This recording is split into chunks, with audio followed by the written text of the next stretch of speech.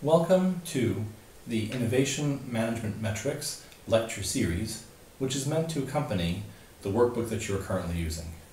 This slide is called Where We Are Going. The main issue we'll be covering in this slide is the question of, in the broadest sense, ladders or branches. How do we in companies understand the direction that we're taking ourselves in our innovation management programs? What we've discovered in research is that there is one significant trend that occurs which we think needs to be reviewed and looked at more carefully for project managers and for key stakeholders in innovation management programs. This problem is the problem of perception of innovation as being a ladder of progress. It's easy to think of ladders of progress because it's fun to do so.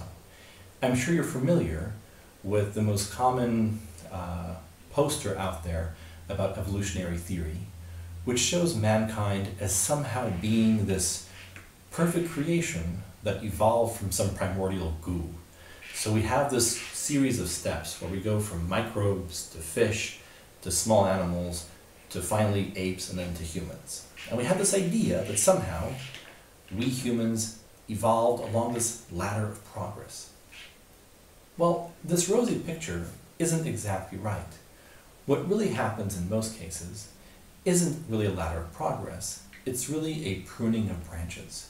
What we discover is actually that evolution in companies, much like innovation, happens because many things go wrong and because there are many, many failures. If we look at the classic example of Thomas Edison's industrial lab at the turn of the 19th century, we discover that to make the light bulb, there wasn't a series of progresses that occurred from candles to gas lamps to light bulbs. There were really 2,000 failures. What I mean is very specific. It took Edison's lab and his team 2,000 tries. 2,000 things had to go wrong for the light bulb to become right. And what we discover, in fact, is that our perception of what progress really is in innovation has to be changed from one of ladders to one of branches. And when we look at branches, we have to acknowledge the critical role that failure plays in making things successful.